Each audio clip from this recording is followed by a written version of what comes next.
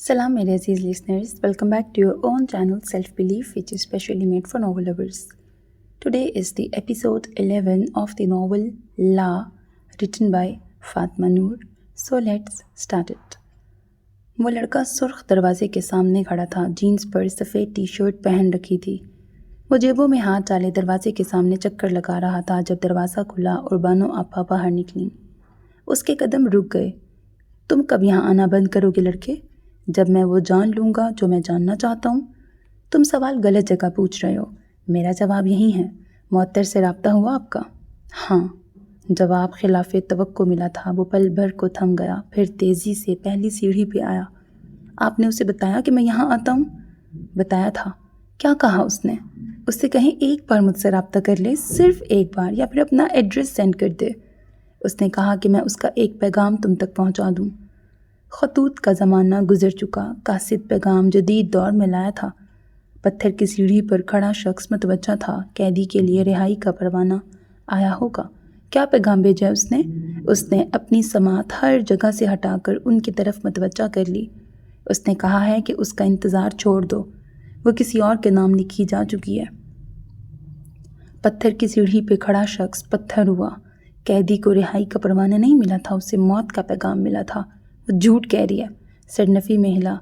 उसने अपनी समात उस जगह से हटा लेनी चाहिए। वो अपने बाबा की वजह से शादी नहीं कर रही थी। उसके घर वालों ने अब उसका रिश्ता तय कर दिया है। चंद माह तक शादी भी कर देंगे। कदीम दौर के बासी की आंखों से किसी ने ज़िंदगी छीन ली। आंखें यूं भी मुर्दा होती हैं। प्लीज़ आपा, यूं जैसे वो उनके हाथ में था कि उसका दिल टूटने से बचा लिया जाए। उसने अपना नंबर तब्दील कर लिया है। वो तुम्हें भुलाने जा रही है एरिक। उसने कहा कि उससे कहिएगा मशरिक़ की मुअत्तर सबा मगरिब के एरिक कयान की यादाश्त से महव होना चाहती है। उसे बुला दो। जिसे बुलाने का कहा जा रहा था उसकी यादाश्त में फ़कत एक नाम महफूज था। उसने सरनफी में हिलाया। ये नामुमकिन है। उसे भूल जाओ एरिक। उसे जहन में हिफ्ज़ नहीं रखा था, दिल में हिफ्ज़ किया था। दिल की यादाश्त कैसे मिटाऊँ? वो एक कदम नीचे हुआ, पाताल की तरफ। मशरक़ी लड़कियों की बड़ी मजबूरियां होती हैं एरिक। तुम दोनों के बीच मुल्क का, मज़हब का, सोच का, नज़रिए का फ़र्क है। तुम गलत इंसान को दिल में बसा बैठे हो। मैंने सोच कर तो मोहब्बत नहीं की थी ना अपा। वो बेबस हुआ। दिल का हाल बेहाल था। गलत किया था बच्चे, ये जहर मार देता है, मार रहा है। वो नीचे ठहरा था। गहरी ज़ुकाम ज़दा सांस अंदर खींची, फिर धीमे शिकस्ता कदमों से बाहर की तरफ बढ़ा। आहिस्ता कदम, जैसे वो गिन रहा था और चल रहा था। बानो आपा उसे देखती रहीं। वो मशरिक़ से थी जिसकी चूड़ियों में किसी का दिल अटका रहता था। वो मगरिब से था जिसका दिल कोई मशरिक़ की बासी साथ ले गई थी। वो एक शख्स था जिसे इजहार की मोहलत भी नहीं दी गई थी। किस्मत मोहब्बत के मामले में उन तीनों पर जालिम वाक़या हुई थी। आप उससे कहें सिर्फ एक बार मुझे सुन ले। बानो आपा ने थक कर अपने सामने बैठे उस लड़के को देखा। वो तुम्हें नहीं सुनना चाहती। मेरी हर कहानी अब उससे जाके जुड़ती है आपा। उसे एक बार तो मेरी बात सुन लेनी चाहिए। वो तुम्हारी तरफ की कहानी सुनने के लिए बहरी हो चुकी है। वो मेरे साथ गलत कर रही है। आगाज़ किसने किया था? वो कुछ देर को बिल्कुल चुप रह गया, फिर सर झुकाकर सफ़ेद जॉगर्स देखे। मैं हमेशा गलत रहा हूँ। मैं समझता रहा कि मैं सही हूँ। मैं ये समझने में भी गलत था। वो मुझसे नाराज़ है तो सही नाराज़ है, लेकिन उसे सिर्फ एक बार मेरी बात सुन लेनी चाहिए। तुम दोनों बहुत मुख्तलिफ हो। इसमें मेरा कसूर तो नहीं आपा। मैं उसके मुल्क से होता, हम दोनों का मज़हब एक होता तो हमारी कहानी मुख्तलिफ होती। लेकिन मेरे दिल ने उससे मोहब्बत करते वक्त ना उसका मज़हब देखा था, ना उसका मुल्क। तुम अपना दिल बर्बाद कर रहे हो एरिक। उन्हें अफसोस हुआ। कुछ अरसा पहले ही की बात थी जब उन्हें ये लड़का हंसता मुस्कुराता मिला था। किस कदर जालिम थी ये मोहब्बत। हाँ, ऐसा ही है, लेकिन ये मेरा दिल ही था जिसकी वजह से ये सब शुरू हुआ।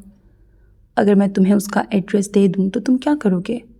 उसका झुका सर उठा। मैं उसके मुल्क जाऊँगा, उसके शहर। मुझे उससे एक बार मिलना है। हमारी आखिरी मुलाकात तल्ख थी। मुझे उसे बताना है कि जो कुछ मैंने कहा वो मैं नहीं चाहता था। और फिर जानते हो क्या होगा? वो सोफ़े पर आगे को हूँ। तुम पाकिस्तान जाओगे, उससे मिलोगे, बात करोगे और वापस आ जाओगे। لیکن تم نہیں جانتے تم اس کے لیے کیسی تباہی چھوڑو گے۔ وہ جس معاشرے سے ہے وہاں ایک غیر مسلم کا اس کے لیے پاکستان جانا اسے معاشرے میں بدنام کر دے گا۔ اس کا باپ مر چکا ہے ایرک، اور جن بیٹیوں کے باپ مر جائیں معاشرے کے دل سے ان کے لیے رحم مٹ جاتا ہے۔ وہ کچھ کہے بغیر خاموشی سے انہیں دیکھتا رہا۔ وہ مشرق کے اصولوں سے واقف نہیں تھا، نہ وہ مشرق کی روایات جانتا تھا۔ آپ چاہتی ہیں میں اسے بھول جاؤں؟ اگر اس سے سچی محبت کرتے ہو تو اس کے لیے مشکلات مت بڑھاؤ۔ اور میں اپنے دل کا کیا کروں؟ اپنے دل کو سکھا دو کہ معطر اور تم کبھی نہیں مل سکتے۔ الفاظ زہر جیسے تھے، اس کا اندر تک خالی ہوا۔ الفاظ موت جیسے تھے، اندر تک کسی نے جان کھینچ لی۔ تو یہ تھا دل کا قصہ، تو یہ تھی دل لگانے کی سزا، تو یوں کہانی ادھوری رہ جانی تھی۔ اس کا دل اس ایک میں اٹکا اور ہر شے سے بیزار ہو گیا۔ وہ ایک بار سن کر تو جاتی، ایک بار اس کی طرف کی معذرت، ایک بار اس کی طرف کی کہانی، کچھ تو ادھوری ملاقاتوں کا غم اسے بھی برداشت کرنا ہوگا۔ اور ایسا ہوا تو کیوں ہوا؟ اسے اس سوال کا جواب چاہیے تھا، اور وہ جانتا تھا اسے یہ جواب کہاں ملے گا۔ مجھے فہد معظم سے ملنا ہے۔ وہ سفید عمارت تھی جو اینجل اسٹیشن سے 10 منٹ کے فاصلے پہ بنی تھی۔ عمارت کو 2 حصوں میں تقسیم کیا گیا تھا، صحن کے ایک طرف مسجد اور دوسری طرف سینٹر۔ آپ کا نام؟ ایرک کیان۔ آپ ان کے کمرے میں انتظار کریں، وہ نماز پڑھ کے آتے ہیں۔ وہ سر ہلاتا نوجوان کے ساتھ آفس کی طرف گیا۔ کرسی کھینچ کر بیٹھتے اس نے طائرانہ نگاہ سے پورے کمرے کا جائزہ لے لیا۔ حجرہ نما کمرہ جس میں صرف صوفے اور چھوٹی سی کرسی اور میز پڑی تھی، میز کے پیچھے ڈھیروں کتابیں۔ وہ سربراہی کرسی کے سامنے رکھی کرسی پہ بیٹھ گیا، ٹانگ پہ ٹانگ جما لی، کرسی سے ٹیک لگاتے 2 انگلیاں ہونٹوں پر جماتے دوسرے ہاتھ سے وہ میز پہ رکھا پیپر ویٹ گھمانے لگا۔ اسے صرف ایک سوال پوچھنا تھا، اس ایک سوال سے ہزاروں سوال نکل آتے، لیکن وہ آج یہاں سے اپنا سوال پوچھے بغیر جانے والا نہیں تھا۔ دفعتاً پیپر ویٹ گھماتی انگلیاں رکیں۔ سینٹر کے ساتھ بنی مسجد سے اذان کی آواز آ رہی تھی۔ اذان مکمل ہونے تک اس کی انگلیاں رکی رہیں، سماعت اسی طرف متوجہ رہی۔ عجیب کیفیت ہونے لگی۔ سر جھٹکتے اس نے توجہ ارد گرد کرنی چاہی۔ میز پر تھوڑا سا سامان رکھا تھا، لیپ ٹاپ، ایک نوٹ پیڈ، پینسل، اور اس کی نظر سربراہی کرسی کے سامنے رکھی سیاہ کتاب پر گئی۔ وہ کتنی ہی دیر وہیں دیکھتا رہا، پھر دھیرے سے اٹھتے کرسی کے سامنے آیا۔ وہ قرآن پاک کا انگلش ترجمہ تھا، سیاہ خوبصورت جلد پر لکھا الہامی کتاب کا نام۔ اس کے ہاتھ کتاب کی طرف بڑھے، یوں ہی ہاتھ اس پہ رکھتے اس نے درمیان سے کوئی صفحہ کھولا۔ سامنے سیاہ عربی حروف درج تھے، نیچے انگلش ترجمہ۔ اے ایمان والو، انصاف پر مضبوطی سے قائم رہنے والے اور اللہ کے لیے سچی گواہی دینے والے بنو، چاہے وہ بریکٹ گواہی خود تمہارے اپنے خلاف ہو یا والدین اور رشتہ داروں کے خلاف، خواہ وہ مالدار ہو یا فقیر، اللہ ان دونوں کا زیادہ خیر خواہ ہے۔ بس خواہش نفس کی پیروی نہ کرو کہ انصاف سے ہٹ جاؤ، اور اگر تم زبان مڑوڑو یا پہلو تہی کرو تو یقیناً اللہ تمہارے اعمال سے خوب باخبر ہے۔ سورۃ نساء آیت 135۔ وہ کتنی ہی دیر اس آیت کو دیکھتا رہا۔ ایمان والے؟ وہ ایمان والا نہیں تھا، خطاب اس سے نہیں کیا جا رہا تھا، پھر وہ کیوں مسحور ہو رہا تھا؟ کیفیت عجیب کیوں ہوئی تھی؟ اس نے صفحہ آگے کرنے کے لیے ہاتھ بڑھایا ہی تھا جب دروازہ کھلا اور 40 کے قریب کا کوئی شخص اندر آیا۔ ایرک نے چونک کر سر اٹھایا۔ السلام علیکم، میں فہد معظم ہوں، آپ مجھ سے ملنا چاہتے تھے؟ سیاہ پینٹ پر انہوں نے سفید ٹی شرٹ پہن رکھی تھی، چہرے پر مٹھی بھر داڑھی اور ہونٹوں پر مسکان سجائے وہ اندر آئے۔ وہ جو کسی شلوار قمیض میں ملبوس لمبی سی داڑھی والے انسان کی توقع کر رہا تھا، کچھ مایوس ہوا۔ یہ کیسے اس کے سوالوں کے جواب دیں گے؟ جی، میں ایرک کیان ہوں۔ معذرت، جماعت کے ساتھ نماز پڑھ رہا تھا اس لیے لیٹ ہو گیا، آپ بیٹھیے۔ اپنی کرسی کی طرف آتے انہوں نے ایرک کو اشارہ کیا تو وہ کچھ خفت سے پیچھے ہٹا۔ آئی ایم سوری، میں صرف یہ دیکھ رہا تھا۔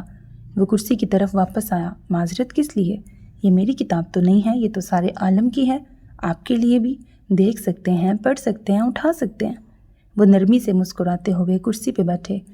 یہ مسلمانوں کی نہیں ہے، صرف ساری دنیا کے لیے ہے، مانتے صرف مسلمان ہیں، جیسے اللہ سب کا رب ہے لیکن مانتے صرف مسلمان ہیں۔ اس نے کچھ نہیں کہا۔ فہد معظم اب کریڈل سے کسی کو کافی لانے کا کہہ رہے تھے۔ کریڈل رکھ کر اس کی طرف متوجہ ہوئے۔ مجھے ہاشم بھائی نے آپ کی آمد کا بتایا تھا۔ آپ کس سلسلے میں ملنا تھا آپ کو؟ تو گویا انہیں یقین تھا کہ وہ اسلامک سینٹر جائے گا۔ ایک سوال پوچھنا تھا۔ ضرور پوچھئے۔ وہ کچھ دیر خاموش رہا، الفاظ جوڑے، پھر دونوں کوہنیاں ٹیبل پہ رکھے سیدھا ہوا۔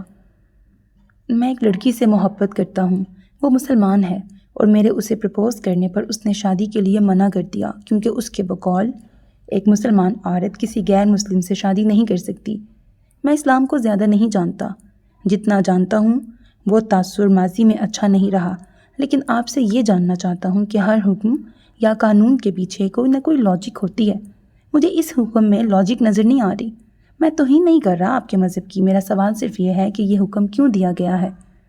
فہد معظم خاموشی سے اسے سنتے رہے، پھر قرآن پاک غلاف میں لپیٹتے دوسری طرف رکھا اور اسے دیکھا۔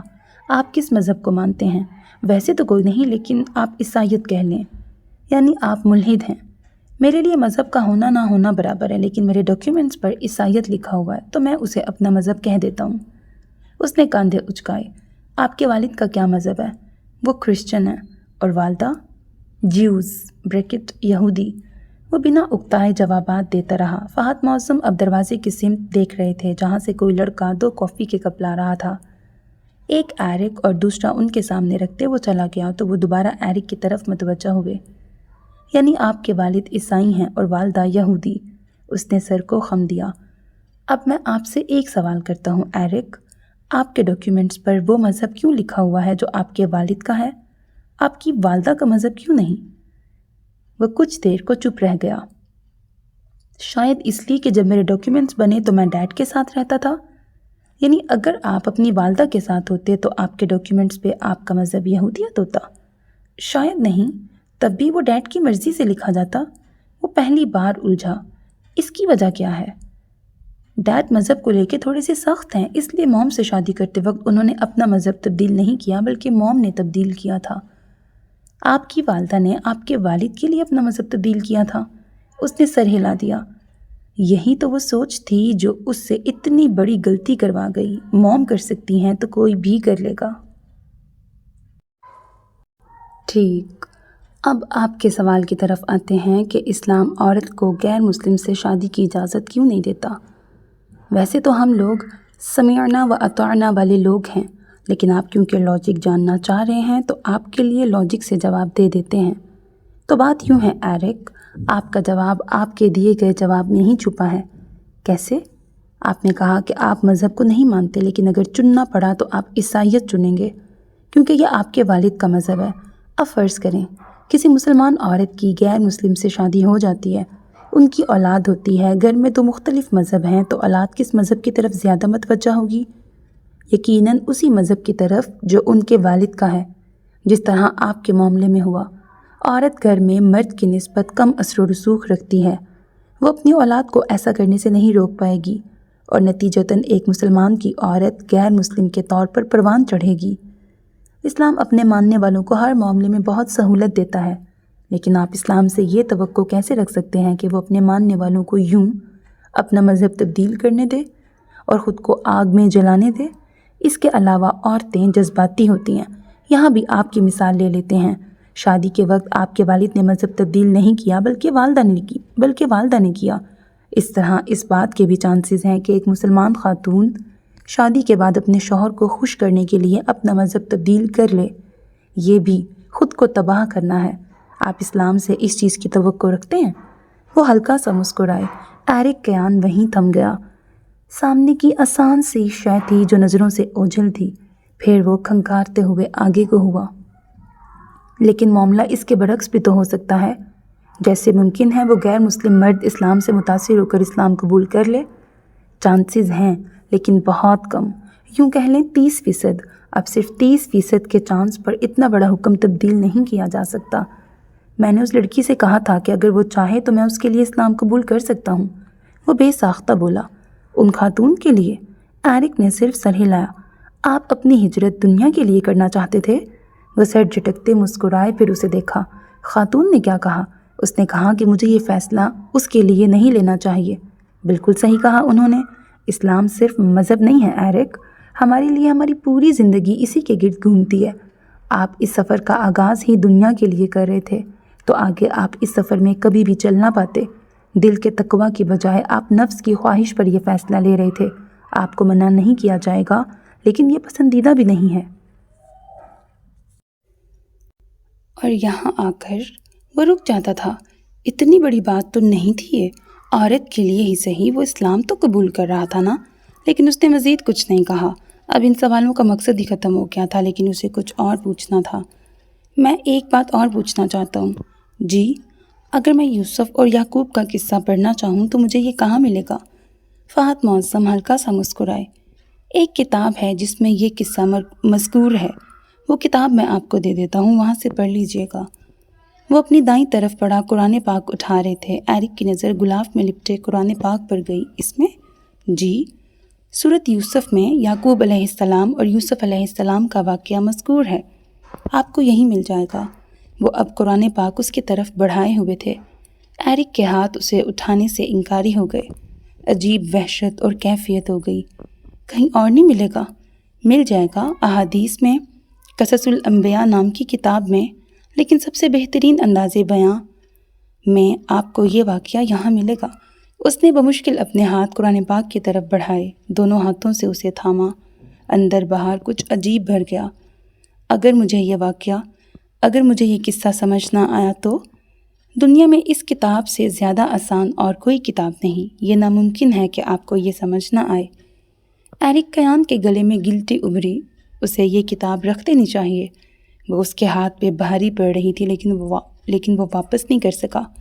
ان سے ملتے، کمرے سے باہر نکلتے، گاڑی تک آتے، ہاتھ کے ساتھ ساتھ دل بھی بھاری ہونے لگا۔ گاڑی کا دروازہ کھولتے اس نے احتیاط سے ڈیش بورڈ پر وہ کتاب رکھی، پھر جھٹکے سے سیدھا ہوتے گہرا سانس لیا۔ عجیب کیفیت تھی۔ ایرک، وہ بے اختیار پلٹا۔ پیچھے شایان ٹھہرا تھا۔ وہ دروازہ بند کرتے اس تک آیا اور ہاتھ ملایا۔ تم پاکستان نہیں گئے؟ وہ حیران ہوا۔ جا رہا ہوں، کل فلائٹ ہے لاہور کی۔ لاہور، شہر محبت، شہر محبوب۔ تم لاہور سے ہو نا؟ ہاں۔ وہ کچھ تذبذب میں لگ رہا تھا، جیسے کچھ کہنا چاہتا ہو۔ وہاں کسی ایسی جگہ کو جانتے ہو جہاں مسجد کے سامنے کوئی گھر ہو اور مسجد کی چھت سے کسی کمرے کی کھڑکی نظر آتی ہو؟ تو کیا اب وہ رک رک کر ہر کسی سے پوچھتا پھرے گا؟ وہاں ہر دوسرے محلے میں مسجد کے سامنے گھر ہے، تم کیوں پوچھ رہے ہو؟ وہ الجھا۔ ایرک نے سر جھٹکا۔ مسجد کے سامنے گھر جس کی چھت سے کمرہ نظر آتا تھا، اس کمرے کی کھڑکی پر کسی نے چوڑیاں لگا رکھی تھیں۔ وہ یہ پوچھتا بھی تو کیسے؟ ویسے ہی پوچھ رہا تھا۔ تم یہاں کیا کر رہے ہو؟ اس نے رخ موڑ کر عمارت کو دیکھا۔ کچھ کام تھا، چلتا ہوں اب۔ وہ مڑنے لگا جب پیچھے سے شایان کی آواز ابھری۔ مجھے تمہیں کچھ بتانا تھا۔ ایرک پلٹا۔ کیا؟ ایکچولی جس آدمی کے خلاف تم نے خبر چلوائی تھی اسے علم ہو گیا ہے۔ وہ جو بیزاری سے ٹھہرا تھا سیدھا ہوا۔ تیمور حیدر؟ ہاں وہی۔ وہ میرے ڈیڈ کے پاس آیا تھا، انہیں ڈرایا دھمکایا، اور تمہارے ڈیڈ نے بتا دیا کہ خبر میں نے چلوائی تھی۔ وہ نہ غصہ ہوا نہ کچھ اور، بس وہی اکتایا انداز۔ وہ ڈیڈ کو مارنے کی دھمکی دے رہا تھا۔ I am sorry. چھوڑو یار، میں تو جیسے ڈر گیا ہوں نا۔ ایرک سر جھٹکتے پلٹنے لگا، لیکن پھر یکدم جیسے کوئی خیال سا آیا۔ یہ کب کی بات ہے؟ ہمارے ایگزامز سے 12 دن پہلے، یعنی 4 ماہ پہلے۔ مجھے تاریخ یاد رہ گئی کیونکہ ڈیڈ بہت زیادہ پریشان تھے اس معاملے کو لے کے۔ 4 ماہ پہلے جب معطر یہاں سے گئی تھی، تب اس کا دماغ الجھا۔ تمہارے ڈیڈ کیوں پریشان تھے؟ وہ مجھے اور تمہیں نقصان پہنچاتا۔ مجھے کوئی خطرہ نہیں تھا اس سے، البتہ تم اب دھیان رکھنا۔ سنجیدگی سے کہتے وہ کار کی طرف گیا، دروازہ کھولا اور سٹارٹ کر دی۔ 4 ماہ پہلے، معطر کے بابا کی وفات سے 2 دن پہلے۔ کیا یہ سب اتفاق تھا؟ لیپ ٹاپ سامنے رکھے وہ 3 گھنٹے سے وہی ویڈیوز دیکھ رہا تھا، 1 بار 2 بار کئی بار۔ حامد رئیسی کے کیس سے لے کر سنان کے کیس تک ہر شے۔ 1-2 بار جا کر معطر کا اکاؤنٹ چیک کیا، وہ بند تھا۔ وہ یا تو ڈیلیٹ کر چکی تھی یا ڈی ایکٹیویٹ۔ اس کے میسیجز سین ہو چکے تھے لیکن جواب نہیں آیا تھا، تو یعنی طے ہو گیا کہ وہ اس کی زندگی سے جا چکی تھی۔ 4 گھنٹے تک جب اسے ان ویڈیوز اور کیس میں کچھ نظر نہ آیا تو وہ تھک کر صوفے پر لیٹا اور ارد گرد دیکھا۔ چھوٹا سا 2 بیڈ رومز کا اپارٹمنٹ تھا جو اس نے حال میں کرائے پر لیا تھا۔ وہ آج کل لندن میں رہ رہا تھا اور یہاں تنہائی اور وحشت کے سوائے کچھ نہیں تھا۔ ارد گرد پھر سے وحشت ابھری تو اس نے دوبارہ سے لیپ ٹاپ سینے پر رکھا اور فائل کھولی۔ یہ سب حامد رئیسی کے کیس سے لے کر سنان کے کیس تک ساری معلومات تھیں۔ اس کے ذہن میں ہزاروں سوالات تھے۔ حامد کو ثبوت نہ ملنے کی بنا پر فی الوقت رہا کر دیا گیا تھا، لیکن کیس جاری تھا۔ اگر پولیس کو اس کے قاتل ہونے سے متعلق ثبوت نہیں ملا تھا تو کیس خارج کیوں نہیں کر دیا جاتا تھا؟ اور سنان کے کیس میں جن لوگوں کو گرفتار کیا گیا تھا ان میں سے اب تک قاتل کی نشاندہی کیوں نہیں کی جا سکی تھی؟ یہ سب پیچیدہ تھا یا بنایا جا رہا تھا؟ فینسبری پارک سے لی گئی اور مارکیٹ کے راستے سے لیے گئے کیمرہ ریکارڈنگ سے اسے اتنا تو معلوم ہو گیا تھا کہ ہجوم کا رخ مارکیٹ کی طرف تھا، لیکن بعد میں غیر متوقع طور پر ٹرسٹ کی طرف مڑ گیا تھا۔ بظاہر عام سی بات تھی، لیکن کچھ تو عجیب تھا۔ وہ اٹھ کر کمرے میں گیا اور واپسی پر اس کے ہاتھ میں سفید USB تھی۔ ہاشم بن عبداللہ ٹرسٹ کے اس کیمرے کی ویڈیو جو چھت کے اوپر فکس کیا گیا تھا۔ ہاشم بن عبداللہ کے کہنے پر کہ وہ کیمرے خراب تھے، اس نے یہ ریکارڈنگ چیک نہیں کی تھی۔ وہ لوگ کیمرہ ریکارڈنگ ڈیلیٹ کر دیا کرتے تھے، لیکن بقول ہاشم بن عبداللہ کے اس کیمرے کی ریکارڈنگ 6 ماہ تک سیو رکھی جاتی تھی۔ وہ 2 کیمراز کی ریکارڈنگز تھیں۔ ایک عمارت کے بالکل اوپر لگا تھا جس سے صحن اور سڑک نظر آتی تھی، دوسرا داخلی دروازے کے اوپر بنے ڈیزائن کے بیچ فکس کیا گیا تھا جہاں سے برآمدے کا منظر نظر آتا تھا۔ لیپ ٹاپ کے ساتھ USB کنیکٹ کرتے اس نے فائل کھولی تو پل بھر کو ہاتھ تھمے، پھر وہ چونک کر سیدھا ہوا۔ وہاں 2 ویڈیوز موجود تھیں، تو یعنی کیمرے کام کر رہے تھے۔ اس نے تیزی سے وہ ویڈیوز کھولیں۔ پہلی ویڈیو صبح سے لے کر 1 بجے تک کی تھی۔ اس میں بظاہر سب عام تھا، کوئی ایک بھی چونکانے والی بات نہیں تھی سوائے اس سرخ سویٹر والے آدمی کے جو 2 مرتبہ ٹرسٹ کے باہر سے گزرا تھا اور دونوں مرتبہ سرسری سی نظر ٹرسٹ پر ڈالی تھی۔ دوسری ویڈیو دوپہر 1 سے رات 7 بجے تک کی ریکارڈنگ کی تھی۔ وہ ویڈیو اس نے مکمل توجہ سے دیکھی تھی۔ قریب 2 بجے ٹرسٹ کے قریب ہجوم جمع ہونے لگا، پہلے چند لوگ، پھر زیادہ، توڑ پھوڑ، اسلام کے خلاف نعرے، مسلمانوں کے خلاف بیان بازی۔ وہ ہاتھ ہونٹوں پہ رکھے وہ سب دیکھتا رہا۔ 15-20 منٹ تک توڑ پھوڑ ہوتی رہی اور اندر سے کوئی باہر نہ نکلا۔ کیا ان لوگوں نے پولیس کو کال نہیں کی؟ اس نے خود میٹرو بس پہ بیٹھتے وقت پولیس کو ٹرسٹ پہنچنے کے لیے کال کی تھی۔ پھر پولیس کہاں تھی؟ وہ لوگ جب وہاں پہنچے تھے ان کے ساتھ ہی پولیس کی گاڑیاں رکی تھیں۔ اتنی دیر عام بات تو نہیں تھی۔ گو بعد میں پولیس کی طرف سے وضاحت کی گئی تھی کہ ہجوم کی وجہ سے انہیں دیر ہو گئی تھی، لیکن وہ اس وضاحت سے مطمئن نہیں تھا۔ ذہن سے خیالات جھٹکتے اس نے توجہ ویڈیو کی طرف کی۔ حملے کے 15 منٹ بعد پولیس کی آمد پر اندر کا دروازہ کھلا تھا اور فاتح بھائی تیزی سے برآمدے سے گزرتے پچھلے راستے کی طرف گئے۔ ان کے بعد سٹاف کے 2-4 اور لوگ اور آخر میں سنان اور ہاشم بن عبداللہ۔ ہاشم بن عبداللہ سنان سے آگے تھے۔ برآمدے سے پیچھے کی طرف جاتے سنان لمحہ بھر کو رکا تھا۔ وہ جانتا تھا وہ معطر کو دیکھ کر رکا تھا، اور یہی وہ لمحہ تھا جب 2 گولیاں عین اس کے دل کے مقام پہ لگیں۔ اس کے فوراً بعد ایک اور گولی چلی تھی، لیکن چوک گئی۔ آگے کا سارا منظر اس کے ذہن میں تازہ تھا۔ معطر کا سنان کے سامنے بیٹھنا، اس کی آخری سانسیں، میڈیکل سٹاف کی آمد، پولیس کا آنا، گرفتاریاں، سب 1-2 گھنٹے میں نپٹ گیا تھا۔ وہ معطر کو بانو آپا کی طرف چھوڑ کر ہاسپٹل گیا تھا۔ کلیئرنس کی ساری ذمہ داری اس نے نبھائی تھی۔ سر جھٹکتے اس نے وہ تکلیف کم کرنی چاہی۔ وہ سنان سے بغض نہیں رکھتا تھا، وہ اسے ناپسند بھی نہیں کرتا تھا۔ اس ایک شخص کے جانے سے اس کے دل کا ایک حصہ خالی رہ گیا تھا۔ اگلے 2 گھنٹے میں اس نے وہ ویڈیو کئی بار دیکھی۔ چھت کے اوپر لگے ہونے کی وجہ سے پورے لان اور سڑک کا منظر صاف نظر آ رہا تھا۔ پولیس کو جو ویڈیوز ملی تھیں وہ مخصوص مقامات کی تھیں۔ کچھ کیمروں کے رخ کسی اور طرف تھے، کسی کے کسی اور طرف، لیکن یہاں جیسے ہر شے واضح نظر آ رہی تھی۔ 1 بار، 2 بار، 3 بار اور چوتھی بار ویڈیو دیکھنے پر دماغ میں کچھ کلک ہوا۔ ویڈیو ریوائنڈ کرتے اس نے وہاں سے شروع کی جب سنان عمارت سے نکلتے چند سیکنڈز کے لیے رکا تھا۔ ایرک کی آنکھیں سکڑ گئیں۔ 2 سیکنڈز کی بات تھی، صرف 2 سیکنڈز کی، لیکن سنان کی سفید سویٹر پر سرخ نقطہ ابھرا تھا، ایک ہی مقام پر 2 سیکنڈ کے لیے۔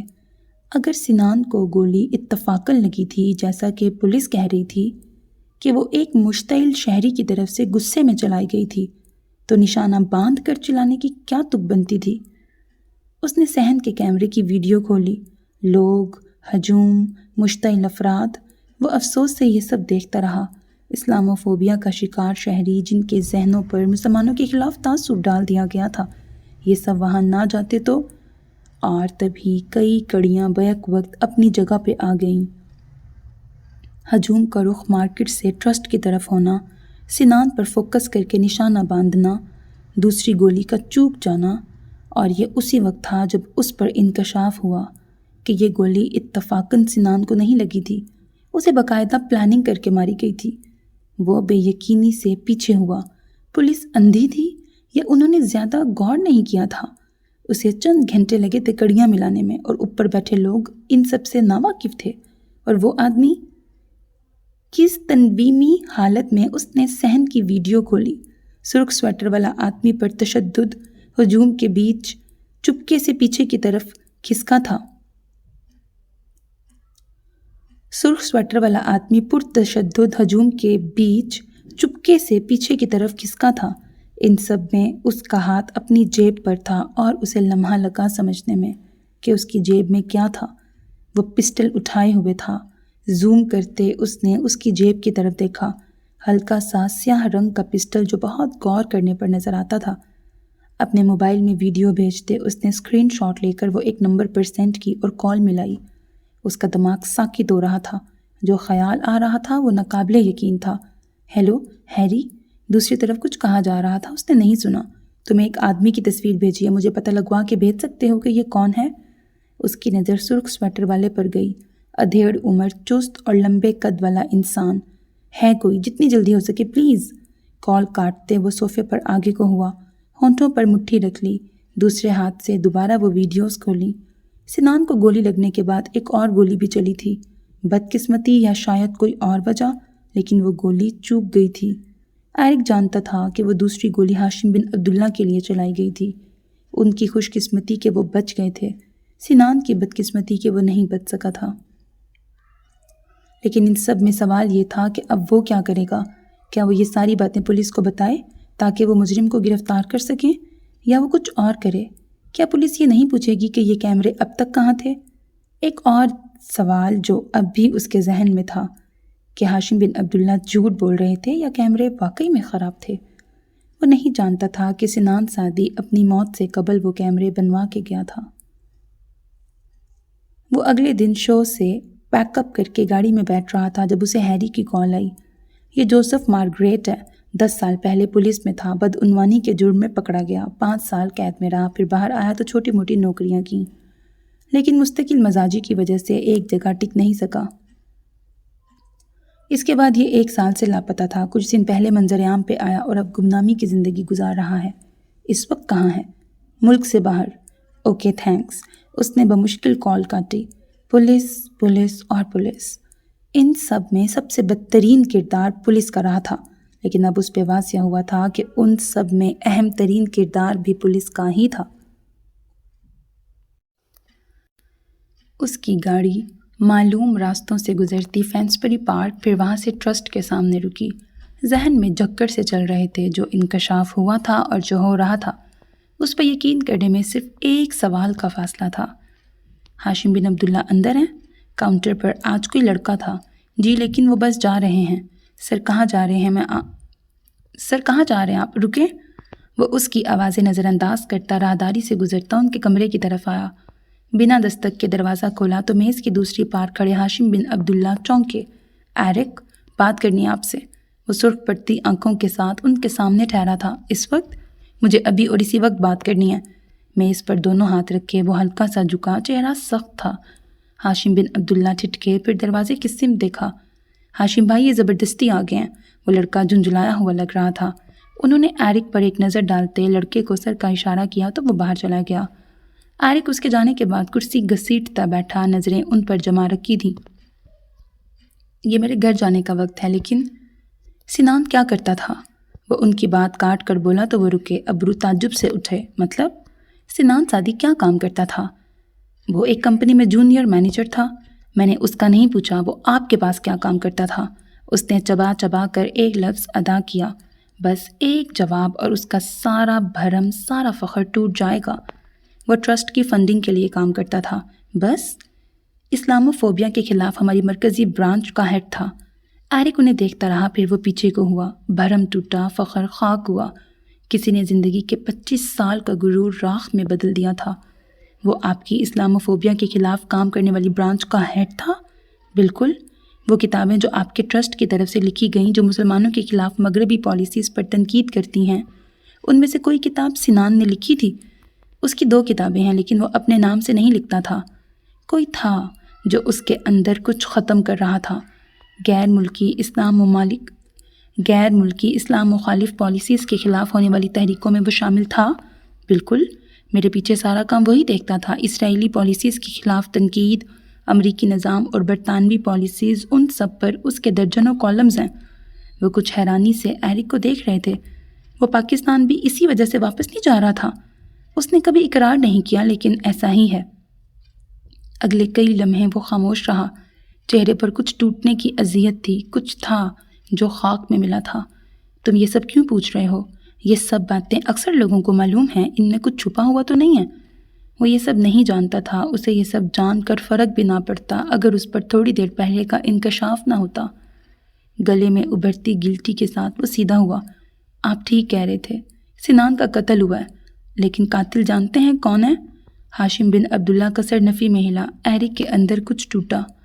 مغربی نظام کے وہ لوگ جو اسلام کے دشمن ہیں، وہی طاقتور لوگ جن پر آپ مسلمانوں کی تباہی کا الزام لگاتے ہیں۔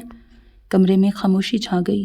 اسے کڑیوں سے کڑیاں ملاتے اور اصل نتیجے پر پہنچنے میں صرف چند سوال درکار تھے۔ معطر ٹھیک کہتی تھی، سنان اسلام کے نام پہ مارا گیا تھا، وہ اسلام کے لیے لڑتے ہوئے مارا گیا تھا، وہ مغربی نظام کا ناقد تھا، وہ اس تنقید کے جرم میں مارا گیا تھا، وہ اسلاموفوبیا کے خلاف کام کرتا تھا، اسے اسی چیز کی سزا ملی تھی۔ اس کا دل کیا وہ اس وقت پوری دنیا کو تباہ کر دے۔ اپنی زندگی کا بڑا حصہ اس نے اس نظام کے دفاع میں خرچ کیا تھا۔ وہ یونیورسٹی کا برائٹ اسٹوڈنٹ مسلمانوں کے خلاف اور مغربی نظام کے حق میں بولنے کے لیے آگے آگے رہتا تھا۔ وہ اس نظام کے لیے ہر ایک مسلمان سے لڑا تھا اور اب اس کا دل کر رہا تھا وہ اس نظام کو تہس نہس کر دے۔ وہ اچھی طرح جانتا تھا کہ یہ صرف ایک نہیں، کئی نظاموں کی شراکت تھی۔ سنان صرف ایک نظام نہیں، دنیا میں چودراہٹ سمجھے جانے والے نظام کے خلاف لڑ رہا تھا۔ تمہیں یہ سب کیسے پتہ چلا؟ ہاشم بن عبداللہ ششدر تھے۔ کاش نہ پتہ چلتا۔ اس نے سرخ پڑتی آنکھیں بند کرتے انگلیوں سے انہیں مسلا۔ ٹرسٹ کی ویڈیوز میں ایک سرخ سویٹر۔ وہ انہیں بتاتا گیا جو کچھ اسے علم ہوا تھا، جیسے علم ہوا تھا۔ کرب سا اندر بڑھتا گیا، اذیت سی ہوتی رہی۔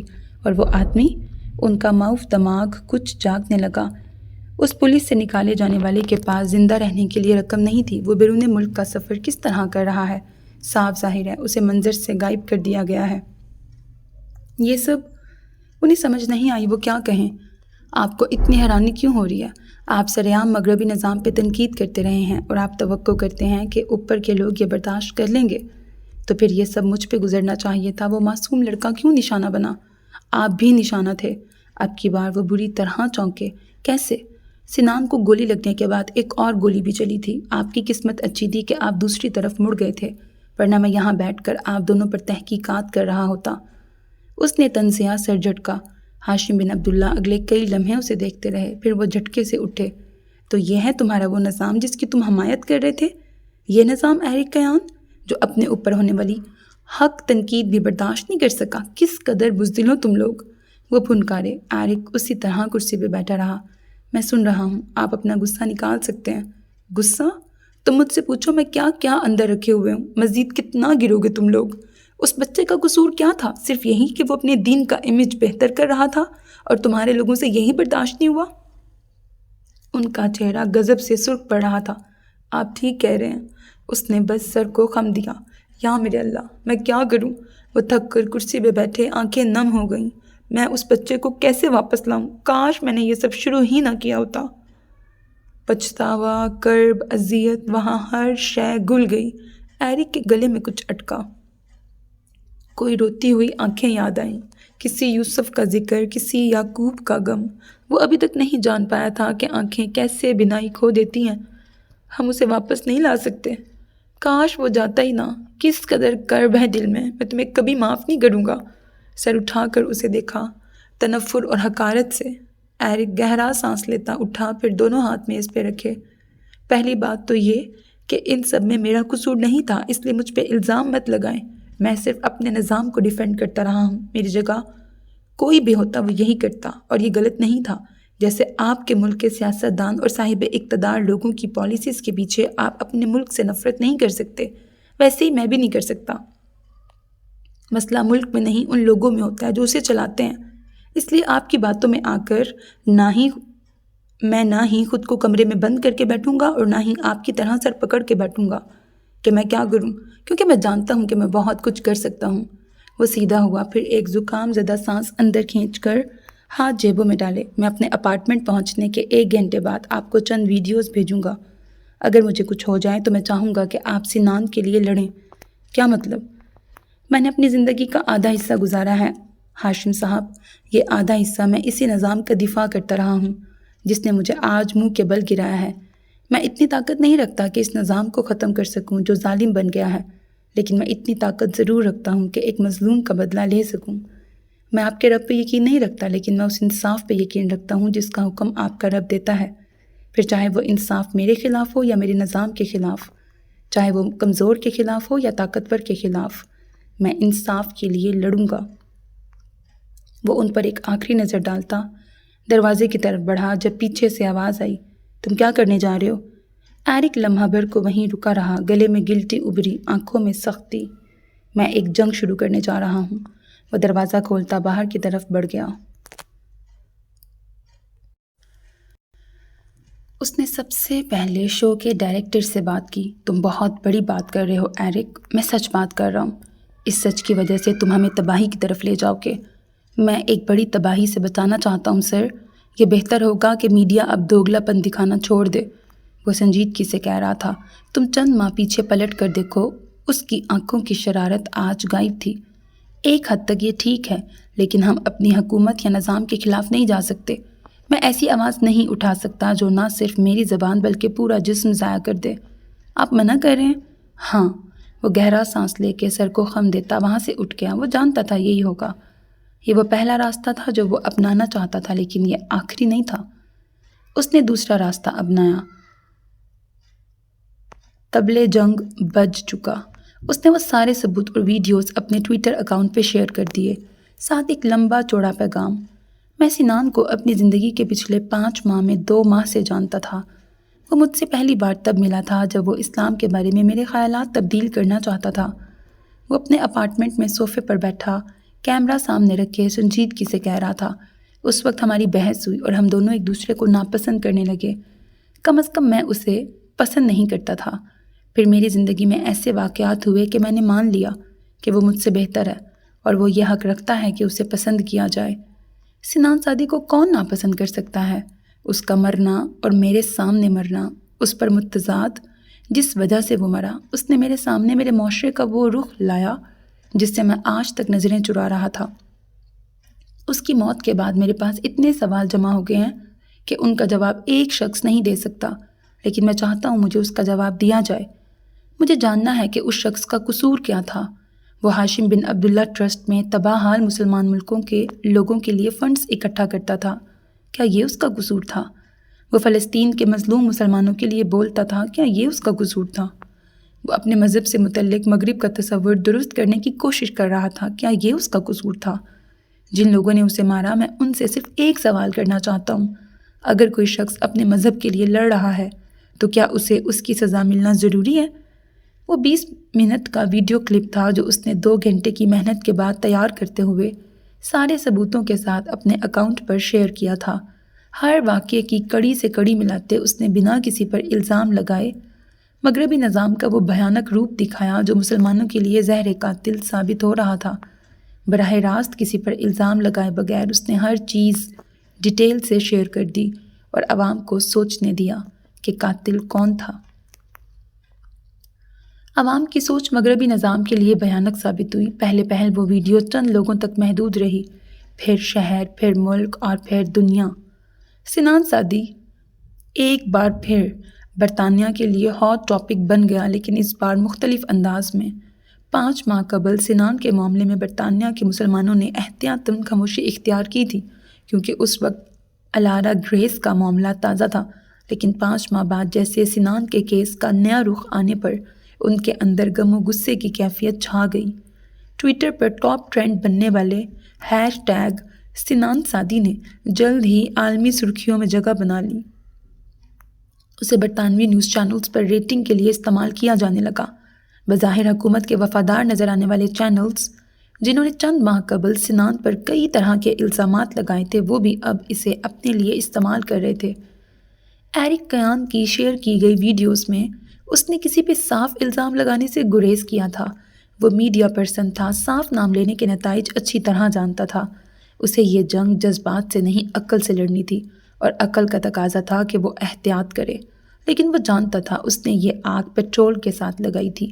کسی کا نام لیے بغیر بھی اس نے ڈھکے چھپے الفاظ میں مغربی نظام کو عوام کے سامنے لا کھڑا کیا تھا۔ وہ یوں تھا گویا اس نے کسی مکان کی ساری علامتیں بتا دی ہوں اور کہا ہو کہ تم اسے پورے محلے میں ڈھونڈ لو۔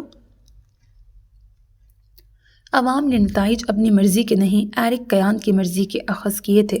مغربی نظام کو ان سب میں گھسیٹا گیا اور بری طرح گھسیٹا گیا۔ سنان کی کتابوں کا ایک ایک صفحہ پاکستانی میڈیا نے بڑھا چڑھا کر دکھایا۔ عوام نے پاکستان میں سنان کے حق میں چند چھوٹی موٹی ریلیاں نکال کے اپنا فرض پورا کر دیا۔ برطانیہ میں مسلمانوں نے سیمینارز منعقد کیے۔ ایرک نے ان سب میں شرکت کی تھی۔ اس نے اسٹیج پہ کھڑے ہو کے مغربی ممالک میں بڑھتے ہوئے اسلامو فوبیا کے خلاف کام کرنے کی کوشش پر زور دیا۔ وہ مسلمان نہیں تھا، لیکن وہ مسلمانوں کے لیے بول رہا تھا اور بڑھ چڑھ کے بول رہا تھا۔ جو لوگ پہلے اسے جانتے تک نہیں تھے، وہ اب اس کا نام پہچاننے لگے تھے۔ تمہیں مجھے پہلے بتانا چاہیے تھا ایرک کہ یہ معاملہ اتنا حساس تھا، شو کا ڈائریکٹر چینل کے مالک کے سامنے منمنایا۔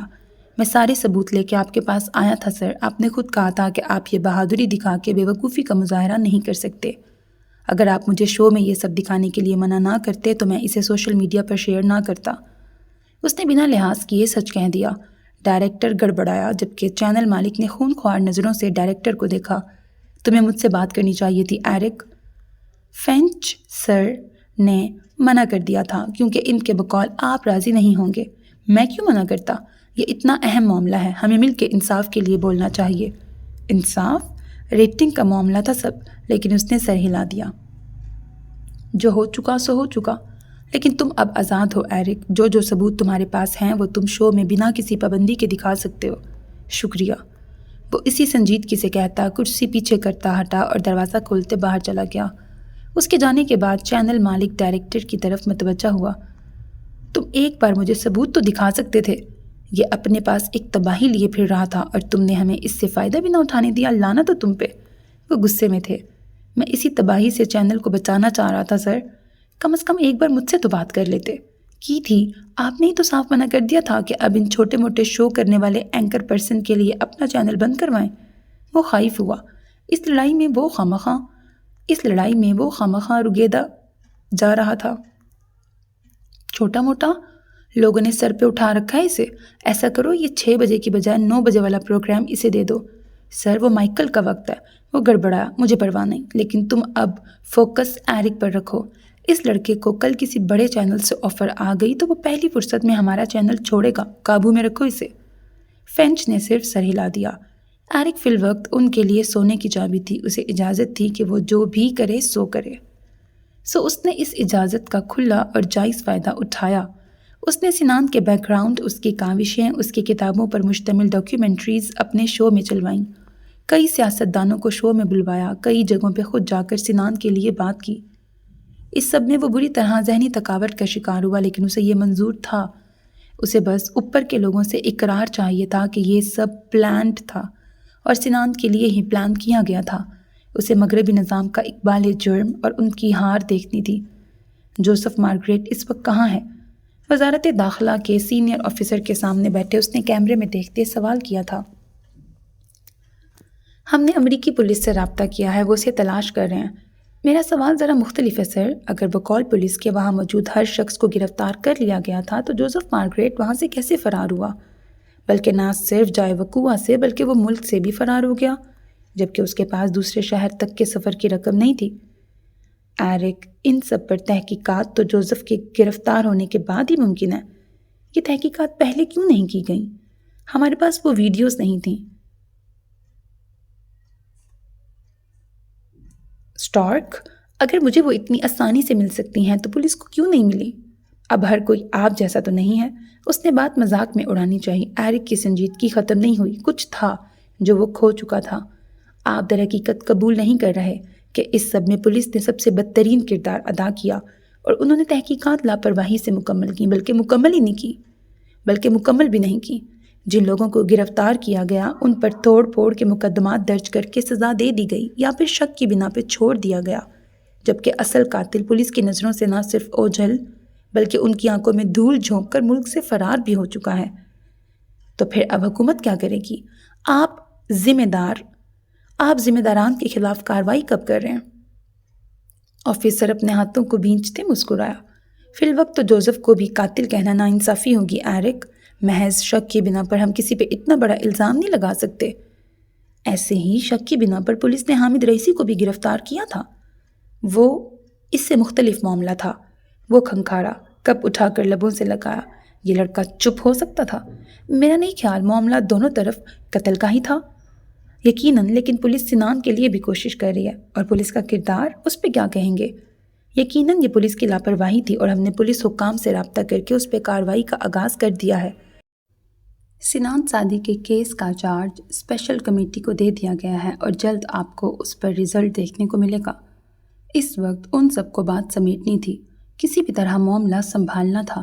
جو امیج برباد ہوا تھا اس کی اب خیر تھی، لیکن فی الوقت اوپر والوں کو مزید رائتا نہیں پھیلانا تھا، اور اس کے لیے ضروری تھا کہ سب سے پہلے ایرک قیان کو روکا جائے۔ آفیسر نے کافی پیتے سامنے بیٹھے لڑکے کو دیکھا، جو بریک کے بعد اب دوبارہ سے پروگرام شروع کر چکا تھا۔ وہ لا علم تھا کہ وہ کن لوگوں کی نظروں میں آ چکا ہے۔ کانفرنس روم میں سربراہی کرسی کی دائیں طرف بیٹھے وہ ایک ہاتھ سے میز پہ انگلیاں بجا رہا تھا، دوسرے ہاتھ کی 2 انگلیاں ماتھے پر جمی تھیں۔ نگاہیں سامنے بیٹھے لڑکے پر تھیں، جو سامنے پڑی سرخ ڈائری سے الفاظ کا انگلش ترجمہ کر کے سنا رہا تھا۔ وہ لاہور سے ہے۔ اس کی انگلیاں تھمیں، پھر جھٹکے سے سیدھا ہوا۔ اچھا ٹھیک ہے، اتنا کافی ہے۔ کس لیے؟ سربراہی کرسی پر بیٹھا فینچ ٹھٹکا۔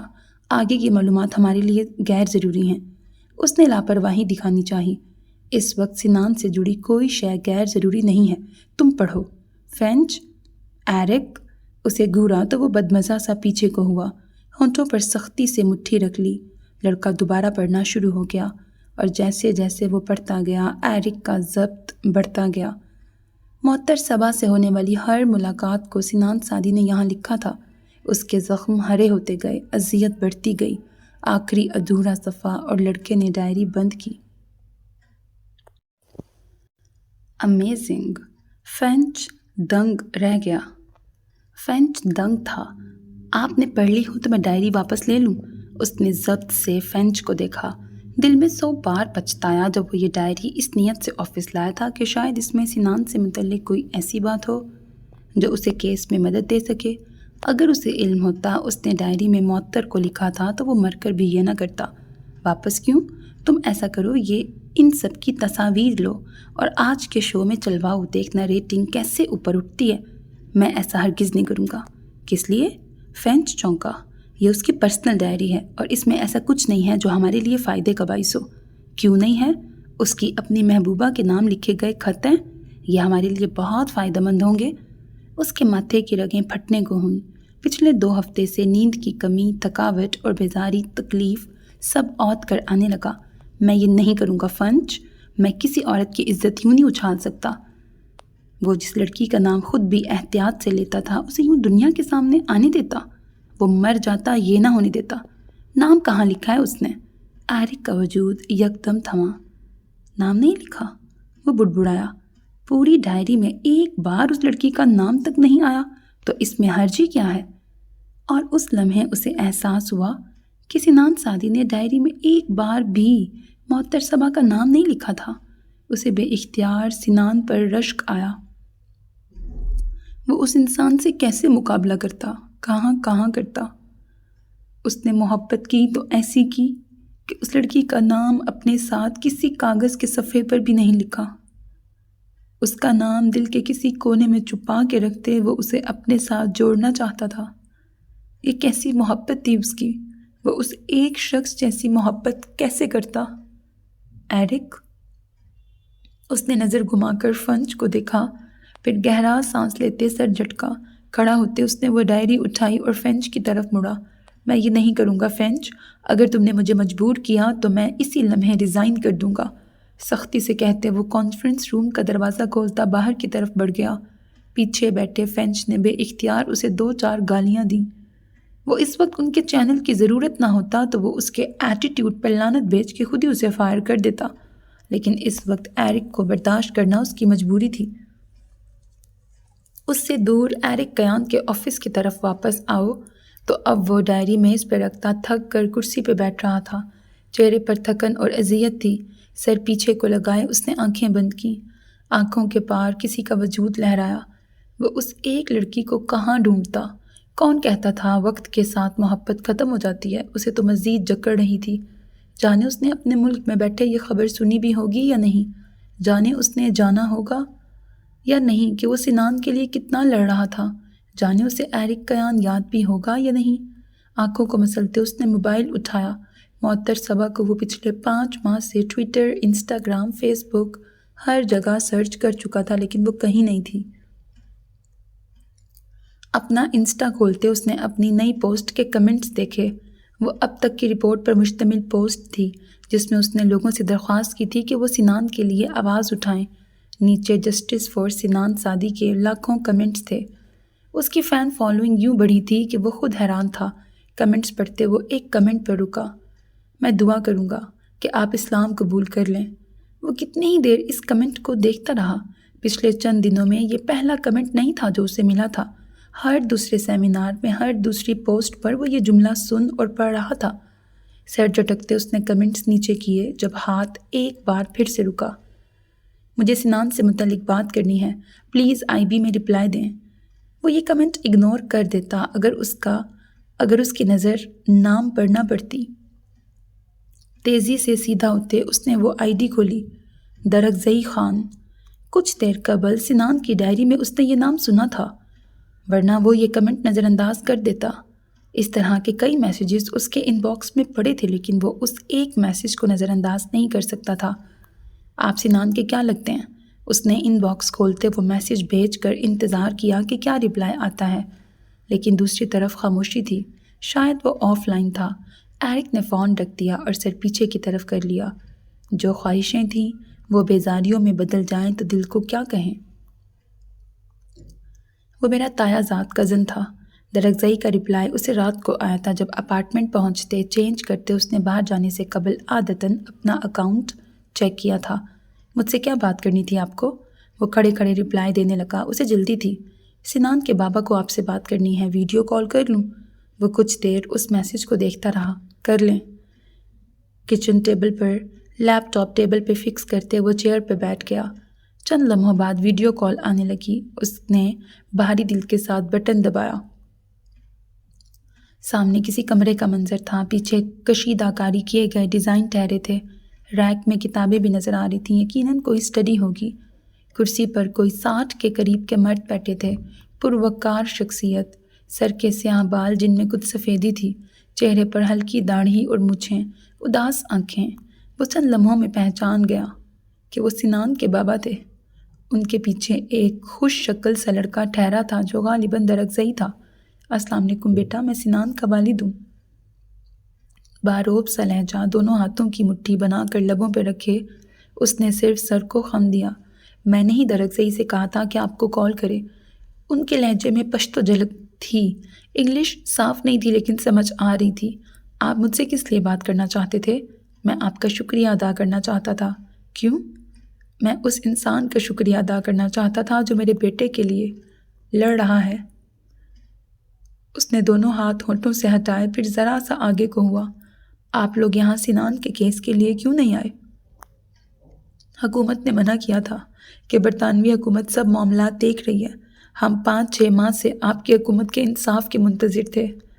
اب کے جواب پیچھے ٹہرے درگزئی نے دیا تھا۔ اس کی انگلش صاف تھی۔ یہاں معاملہ مشتبہ تھا۔ پہلے صورتحال واضح نہیں تھی، لیکن اب سب صاف ہے۔ آپ لوگ یہاں آ کر کیس دائر کر سکتے ہیں، اور اس پر نہ آپ کو پاکستان کی حکومت روکے گی نہ برطانوی حکومت۔ وہ انہیں کسی طرح قائل کرنا چاہتا تھا کہ وہ برطانیہ آ کر اس سب معاملے میں ذاتی طور پر حصہ لیں۔ وہ سنان کی طرف سے لڑ سکتا تھا، مقدمہ درج نہیں کر سکتا تھا۔ میں وہاں نہیں آنا چاہتا۔ دیکھیں انکل، میں اپنی پوری کوشش کر رہا ہوں، لیکن آپ لوگوں کے یہاں آنے سے اس کیس کو بہت فائدہ ہوگا۔ میں برطانیہ نہیں آنا چاہتا۔ لیکن کیوں؟ اگر آپ خوف زدہ ہیں تو میں یقین دلاتا ہوں کہ آپ کو یا آپ کے خاندان کو کوئی کچھ نہیں کہے گا۔ ہم پٹھان ہیں ایرک، ہم ڈرتے تو میرا بیٹا وہاں ایک شہید کی موت نہ مارا جاتا۔ پھر آپ یہاں کیوں نہیں آ رہے؟ وہ ذرا سا جھنجھلایا۔ وہ سمجھ نہیں رہے تھے ان کے آنے۔ میں اس زمین پر نہیں جانا چاہتا جہاں سے میرے بیٹے کی میت واپس آئی تھی۔ کسی نے لمحے میں اس کے دل کا ایک حصہ باہر نکالا تھا، کسی نے دل کو 2 حصوں میں کاٹ کر واپس جوڑا تھا۔ اس کے پاس سارے الفاظ ختم ہو گئے۔ وہ جب جا رہا تھا تو میں نے کہا تھا کہ پردیس کو اپنا مت سمجھ لینا۔ اس نے شاید اپنا ہی سمجھ لیا کہ واپس اپنے ملک زندہ نہیں آیا۔ مجھے بڑے غم ہیں ایرک۔ میں 57 سال کا ہوں، لیکن میں بوڑھا نہیں ہوا تھا۔ جس دن اس کی میت گھر آئی، میں اس دن بوڑھا ہو گیا۔ اسے دفن کرتے وقت میں نے اپنی ہمت بھی دفن کر دی تھی۔ مجھے بڑے غم ہیں بیٹا۔ میں ان غموں کے ساتھ اس زمین پہ قدم رکھوں گا تو میرا بڑھاپا بھی ختم ہو جائے گا۔ اس نے زندگی میں پہلی بار کسی بزرگ کو اس طرح روتے دیکھا تھا۔ وہ بس ٹکر ٹکر ان کا چہرہ دیکھتا رہا۔ درگزئی اب ان کے آنسو صاف کر رہا تھا۔ میں آپ کا غم سمجھ، یہ کہنا فضول تھا۔ وہ ان کا غم نہیں سمجھ سکتا تھا۔ مجھے تم سے شکایت نہیں ہے، سنان سے بھی شکوہ نہیں ہے۔ وہ میرا سر فخر سے بلند کر کے گیا ہے۔ میں اس سے قیامت کے دن فخر سے ملوں گا، لیکن میرے دل کو صبر نہیں آ رہا۔ وہ آنسو صاف کر رہے تھے۔ اس نے دیکھا درگزئی کی آنکھیں سرخ ہوئی تھیں۔ میں اس سے انصاف دلانے کی پوری کوشش کروں گا۔ بالآخر وہ کوئی جملہ پورا کر سکا۔ نہ بھی دلا سکے تو میں نے کہا نا، مجھے کوئی غم نہیں۔ تم جو کر رہے ہو وہ بہت ہے۔ تم جو نہ کرو تو اس کا بھی شکوہ نہیں۔ اس نظام سے تم نہیں لڑ سکتے ایرک۔ یہ نظام بہت سے سنان سادی مار چکا ہے۔ یہ نظام ظالم ہے، اور مجھے صرف اپنے اللہ سے انصاف کی امید ہے۔ ان کی آواز اب ہموار تھی۔ ایرک نے کچھ نہیں کہا۔ وہ ٹی وی پہ بیٹھ کے بولتا تھا اور دنیا اسے سنتی تھی۔ اس کا شو اس وقت برطانیہ کے ٹاپ شوز میں سے ایک تھا۔ اس نے اپنے چینل کی ریٹنگ آسمان تک پہنچا دی تھی، لیکن وہاں اپنے اپارٹمنٹ کے کچن میں ٹیبل کے سامنے بیٹھے اس کی زبان سے سارے الفاظ کھینچ لیے گئے تھے۔ میں دعا کروں گا کہ اللہ آپ کو سلامت رکھے۔ سنان کی موریں ہر نماز میں اپنے بیٹے کی مغفرت اور آپ کی سلامتی کی دعا مانگتی ہیں۔ اس کی پہلی دعا قبول ہو جائے گی، دوسری رد نہیں کی جائے گی۔ میں چلتا ہوں، زمینوں پر پہنچنا، آپ سے پھر بات ہوگی۔ وہ کرسی سے تھک کر اٹھے تھے، مزید شاید اس کے سامنے بیٹھنے کی ہمت نہیں تھی۔ اس نے بس سر کو خم دیا۔ اسکرین سے ان کا چہرہ غائب ہوا تو درگزئی کا چہرہ آ گیا۔ تایا تھوڑے جذباتی ہو گئے۔ امید ہے آپ کو برا نہیں لگا ہوگا۔ وہ صرف ایک باپ ہیں۔ سنان ہم سب کو بہت عزیز تھا، میرا دوست، بھائی، سب تھا۔ ایک عرصہ لگے گا ہمیں سنبھلنے میں۔ سمجھ سکتا ہوں۔ میں چلتا ہوں اب۔ اس نے کال کٹ کرنی چاہی جب درگزئی کی آواز پر رکا۔ 1 منٹ رکیں، کسی اور کو بھی آپ سے بات کرنی تھی۔ وہ کرسی سے اٹھتا اسکرین سے یکدم غائب ہوا۔ ایرک کے ہاتھ تھمے رہے۔ اور کس کو؟ وہ 2 منٹ بعد واپس آیا تو کرسی کے پیچھے کھڑا ہو گیا۔ ساتھ کوئی لڑکی تھی جس نے دوپٹہ اچھے سے سر پہ اوڑھ رکھا تھا۔ گول سا سفید خوبصورت چہرہ، گلابی گال اور بڑی بڑی آنکھیں۔ وہ 19-20 سال کی کوئی لڑکی تھی جو ذرا سا گھبرائی ہوئی تھی۔ یہ پریزے ہے، سنان کی بہن اور میری کزن پلس منکوہا۔ اسے کچھ بات کرنی تھی آپ سے۔ پریزے بیٹھو۔ درگزئی، کسی نے دیکھ لیا تو؟ وہ ڈر رہی تھی۔ ایرک خاموشی سے انہیں دیکھتا رہا۔ اس سے کیا بات کرنی تھی؟ کوئی نہیں دیکھے گا، تم میرے ساتھ ہو، اب بیٹھو بھی۔ وہ مصروف آدمی ہے۔ وہ کچھ ڈر اور گھبراہٹ سے کرسی پر ٹکی گویا ابھی بھاگ جائے گی۔ سلام لالا، گھبراہٹ میں زبان سے نکلا۔ ایرک کے لبوں پہ ہلکی سی مسکراہٹ ابھری۔ وعلیکم السلام، آپ کو اردو آتی ہے؟ وہ سلام کا جواب سن کر حیران ہوئی تھی۔ صرف سلام کا جواب آتا ہے؟ اچھا، مجھے آپ سے کچھ پوچھنا تھا۔ وہ بار بار دروازے کو دیکھتی۔ جی؟ آپ معطر صبا کو جانتے ہیں؟ تو کیا ساری دنیا آج ہی ہر زخم ادھیڑنا چاہتی تھی؟ ہر پرانے شخص کا غم آج یاد آنا تھا۔ اس نے سوچا منع کر دے کہ وہ کسی معطر صبا کو نہیں جانتا، لیکن وہ اپنا ہونا بھول سکتا تھا، معطر صبا کا ہونا نہیں۔ وہ اس کائنات میں اپنے وجود کا انکار کر سکتا تھا، معطر صبا کی موجودگی کا نہیں۔ جانتا ہوں، اس نے سر کو خم دیا۔ آپ کیوں پوچھ رہی ہیں؟ سنان لالا اس کا ذکر کرتے تھے۔ میری ایک بار بات ہوئی تھی، لیکن پھر جانے وہ کہاں غائب ہو گئیں۔ میں ان کے نمبر پہ کال کرتی ہوں تو نمبر بند جا رہا ہے۔ آپ ان سے میرا رابطہ کروا سکتے ہیں؟ تمہیں کیوں لگا کہ میں معطر کو جانتا ہوں گا؟ آپ لالا کے دوست ہیں نا، تو انہوں نے معطر کا ذکر تو کیا ہوگا۔ وہ اسے کیا بتاتا کہ سنان سعدی محبت کے معاملے میں اس قدر محتاط واقع ہوا تھا کہ وہ معطر کو بھی نہیں بتا کے گیا تھا۔ میں نے سنان سے معطر کا ذکر نہیں سنا، لیکن میں اسے جانتا ہوں اور میرا اس سے کوئی رابطہ نہیں ہے۔ وہ پاکستان واپس جا چکی ہے۔ اس کا کوئی رابطہ نمبر ہے آپ کے پاس؟ پرانا نمبر وہ بند کر چکی ہے، نئے نمبر کا مجھے علم نہیں۔ اس نے دیکھا تھا کہ اس لڑکی کے چہرے پر صاف مایوسی چھائی تھی۔ اسے ڈھونڈ دیں کہیں سے، کاش کوئی اسے ڈھونڈ دیتا۔ میں نہیں جانتا وہ کہاں ہے پریزے۔ اس کے لہجے میں بھائیوں کی نرمی گھل گئی۔ پریزے کی آنکھیں نم ہوئیں۔ ایسے مت بلائیں۔ تمہیں برا لگا؟ وہ گڑبڑایا۔ سنان لالا ایسے ہی نرمی سے بلایا کرتے تھے۔ وہ اب رو رہی تھی۔ درگزئی گھبرا کر اس کی دائیں طرف آیا۔ ایرک کو ایک بار پھر دکھ نے آن گھیرا۔ وہ خاموشی سے اسکرین کو دیکھتا رہا، جہاں اب درگزئی پشتو میں کچھ کہتے پریزے کو چپ کروا رہا تھا۔ وہ اس کے سر پہ ہاتھ پھیر رہا تھا، نرم، محبت بھرا انداز، چہرے پر تکلیف تھی۔ آئی ایم سوری، میں اپنے الفاظ واپس لیتا ہوں۔ اس کی آواز سن کر وہ سارا رونا بھول گئی۔ نہیں، مجھے بس لالا یاد آ گئے۔ میں بہت بے وقوف ہوں، آپ برا مت مانیں، آپ میرے بھائی جیسے ہیں، پلیز سوری۔ ایرک نے گہرا سانس لیا۔ مجھے لگا میں نے تمہیں پریشان کر دیا۔ بالکل نہیں۔ اچھا، آپ پلیز مجھے معطر کا ایڈریس ڈھونڈ دیں کہیں سے۔ میں جھوٹ نہیں بولوں گا پری سے، لیکن میں اس کا ایڈریس نہیں ڈھونڈ سکتا، نہ ڈھونڈنا چاہتا ہوں۔ وہ کچھ ٹھٹک کے اسے دیکھنے لگی، پھر آنکھیں سکیڑی۔ کیوں؟ وہ اس کیوں کا کیا جواب دیتا؟ سو یہ دکھانے کو کہ اسے دیر ہو رہی ہے، اس نے ہاتھ پہ بندی گھڑی پہ ٹائم دیکھا۔ مجھے دیر ہو رہی ہے فی الحال، پھر بات ہوگی۔ درگزئی آپ اپنا نمبر مجھے سینڈ کر دیں۔ اس نے عجلت کا مظاہرہ کرتے جلدی سے لیپ ٹاپ اسکرین بند کر دی۔ ارد گرد سناٹا چھا گیا۔ پرانے لوگوں کا ذکر ہمیشہ خوشی نہیں دیا کرتا۔ میں 25 سال کا ہوں اور میں 15 سال کی عمر سے مسلمانوں سے نفرت کرتا آ رہا ہوں۔ مجھے نہیں یاد وہ کون سا واقعہ تھا جس نے مجھے اس نفرت کی طرف دھکیلا، لیکن میں یہ جانتا ہوں کہ اس نفرت کا ذمہ دار کون ہے۔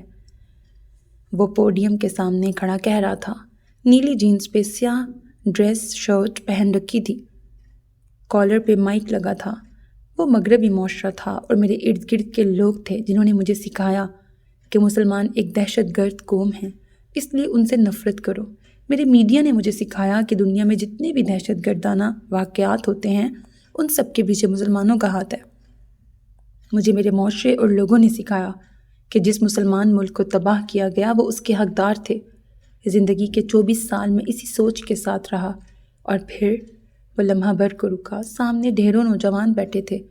میری زندگی میں 2 لوگ آئے، وہ دونوں مسلمان تھے، اپنے مذہب کو ڈیفینڈ کرنے کے لیے ہمیشہ آگے رہتے تھے۔ وہ 2 لوگ میری زندگی میں نہ آتے تو میں آج بھی یہی سمجھ رہا ہوتا۔ ان میں سے ایک سنان تھا۔ وہ جاتے جاتے میرا ذہن بدل گیا۔ اس کے جانے کے بعد میں نے جانا کہ شدت پسندی کا تعلق کسی مذہب سے نہیں ہوتا۔ اگر مذہب سے ہوتا تو سنان نہ مارا جاتا۔ مذہب سے ہوتا تو برطانیہ میں اسلام و فوبیا کے ہر ماہ اوسطاً 300 کیسز رپورٹ نہ ہوتے۔ مذہب سے ہوتا تو دنیا بھر میں مسلمانوں کو مشکلات کا سامنا نہ کرنا پڑتا۔ اب وقت آ گیا ہے کہ مسلمانوں کے خلاف سازشیں بند کر دینی چاہیے۔ مسلمان ممالک کا پیچھا کرنا چھوڑ دیں۔ وہ آپ کے زر خرید غلام نہیں ہیں۔ کہ اگر ان کی پالیسیز آپ کے مطابق نہیں ہیں تو آپ انہیں اس فہرست میں لے آئیں جو صرف تباہی کے حقدار ہیں۔ انصاف کے نام پر مسلمان ممالک کو تباہ کرنا چھوڑ دیں۔ میں یہ بات سمجھنے سے قاصر ہوں کہ زمین کا ایک ٹکڑا اتنی اہمیت کا حامل کیوں ہے کہ اس کے لیے انسانوں کی جان لے لی جائے۔ میں یہ سمجھنے سے قاصر ہوں کہ جس قوم پہ دنیا میں سب سے زیادہ ظلم ہوئے ہوں وہ ظالم کیسے ہو سکتی ہے۔ جو لوگ اب بھی اپنے فرنشڈ ہاؤس میں بیٹھ کے مسلمانوں پہ شدت پسند اور دہشت گرد ہونے کے الزامات لگاتے ہیں، انہیں چاہیے کہ فلسطین میں جا کے وہاں کے 5 سال کے بچوں کو دیکھیں، عراق اور شام کے بوڑھوں کو دیکھیں۔ ان ننھے اور بوڑھے ہاتھوں میں انہیں کون سا اسلحہ نظر آتا ہے جو دہشت گردی کے نام پہ مسلمان ممالک کو رون دیا جاتا ہے؟ آپ کو جو الزامات لگانے ہیں وہ ایک انسان پر لگائیں، مسلمان پہ نہیں، کیونکہ اس دنیا میں ہر شخص زندہ رہنے کا حق رکھتا ہے، چاہے وہ مسلمان ہو یا غیر مسلم۔ وہ بولنے پر آیا تو بولتا چلا گیا بنا کچھ سوچے۔ دماغ میں سنان کی موت کا منظر، معطر کے سر سے نکلتا خون گھومنے لگا۔ اس کے چپ ہونے پر مجمع پورے جوش سے کھڑا ہوا اور تالیاں بجانے لگا۔ وہ مسلمانوں کے زیر اہتمام منعقد کیے جانے والا جلسہ تھا جس میں اسے مہمان خصوصی کے طور پہ مدعو کیا گیا تھا۔ وہاں صرف مسلمان نہیں، کئی غیر مسلم بھی موجود تھے۔ تالیوں کا شور تھما تو مجمع میں سے کوئی کھڑا ہوا۔ ایک سوال پوچھوں؟ جی۔ اس نے سر کو خم دیا، پھر گھڑی پہ وقت دیکھا۔ اسے واپس لندن پہنچنا تھا۔ وہ دوسرا انسان کون ہے جس نے آپ کی رائے بدلی؟ گھڑی پر وقت رک گیا۔ اس کی نظر مجمع پر گئی، پھر مائک درست کرتے اس نے گلا کھنکھارا۔ میں اس کا نام نہیں بتانا چاہتا۔ مجمع میں سرگوشیاں ابھریں۔ کیا وہ کوئی لڑکی ہے؟ اس بار وہ کئی لمحے چپ رہا۔ یہ جاننا اہم نہیں، اہم یہ ہے کہ وہ ایسا انسان نہیں جس کا ذکر ہر کسی سے کر لیا جائے۔ وہ کالر پہ لگا مائک اتار رہا تھا۔ سامنے بیٹھے لوگوں کو کئی سوالات پوچھنے تھے، لیکن وہ جان گئے تھے کہ ان کا پسندیدہ صحافی سوالات پسند نہیں کرتا۔ تیز ہوتی بارش میں اس نے ایک بار پھر سپیڈ کچھ زیادہ کرنی چاہی۔ اسے اب رہ کے افسوس ہو رہا تھا کہ وہ جلدی چلا جاتا یا وہاں اتنی دیر نہ ٹھہرتا۔ موبائل نکالتے اس نے ٹائم دیکھا، 12 بج رہے تھے۔ وہ وہاں سے نکلا تھا تو 10 کا وقت تھا۔ عام طور پر اتنا وقت نہیں لگتا تھا، لیکن آج بارش کے باعث دیر ہو گئی تھی۔ موبائل پر آتی کال دیکھتے اس نے موبائل ڈیش بورڈ پر رکھا، پھر بلوٹوتھ کان میں ڈالا۔ جی موم۔ وہ موڑ کاٹ رہا تھا۔ موبائل اسکرین پر اسے ہیزل کا چہرہ نظر آ رہا تھا۔ یہ کیا کرتے پھر رہے ہو تم؟ میں ٹھیک ہوں، آپ کیسی ہیں؟ ایرک، میں مذاق کے موڈ میں نہیں ہوں۔ یہ کہاں تقریر کر کے آ رہے ہو؟ آپ کو کس نے بتایا؟ لائیو دیکھ رہی تھی میں۔ پوری دنیا نے لائیو دیکھی ہے تمہاری بے وقوفی۔ حالانکہ وہ بہادری تھی۔ تمہارا دماغ خراب ہو گیا ہے ایرک۔ پہلے دن سے میں تمہیں سمجھا رہی ہوں کہ اتنا زیادہ بولنے کی ضرورت نہیں ہے، سمجھ کیوں نہیں آتی تمہیں؟ ان کا چہرہ غصے میں لگ رہا تھا۔ میں صرف سچ کا ساتھ دے رہا ہوں۔ وہ احتیاط سے گاڑی چلا رہا تھا۔ راستہ کچھ پہاڑی تھا، ذرا سی بے احتیاطی اور گاڑی پھسل جاتی۔ بے وقوفی کر رہے ہو؟ تم ایسا کرو، فوراً امریکہ آؤ۔ یعنی آپ چاہتی ہیں کہ میں زمینی کیڑوں سے بچ کر سمندر میں مگرمچھ کے پاس چلا جاؤں؟ تم بات غلط سمت کی طرف موڑ رہے ہو۔ ابھی تو صحیح سمت کا تعین کیا ہے۔ نہ آپ بچی ہیں اور نہ میں موم۔ ہم دونوں جانتے ہیں کہ سنان جس نظام کے خلاف لڑ رہا تھا اور جس نظام کے خلاف میں لڑنے کی کوشش کر رہا ہوں وہ کن کا بنایا ہوا ہے اور کون اس کا مین ہینڈلر ہے۔ بات پوری کرنے سے قبل اس کی گاڑی کو ہلکا سا جھٹکا لگا۔ وہ بروقت سٹیئرنگ نہ تھامتا تو گاڑی نیچے جا گرتی۔ یہی بہادری تمہیں کسی دن مروائے گی، وہ جھنجھلائیں۔ ایرک کا پرسکون چہرہ انہیں مزید مشتعل کر رہا تھا۔ میں بہادروں کی طرح مرنا پسند کروں گا۔ تم غلط لوگوں کے لیے لڑ رہے ہو ایرک۔ مسلمان اس قابل نہیں ہیں کہ ان کے لیے کوشش کی جائے۔ میں اس پہ بحث۔ اس بار لگنے والا جھٹکا شدید تھا۔ وہ یکدم آگے کو ہوا۔ سٹیئرنگ گھماتے اس نے بمشکل گاڑی کنٹرول کی۔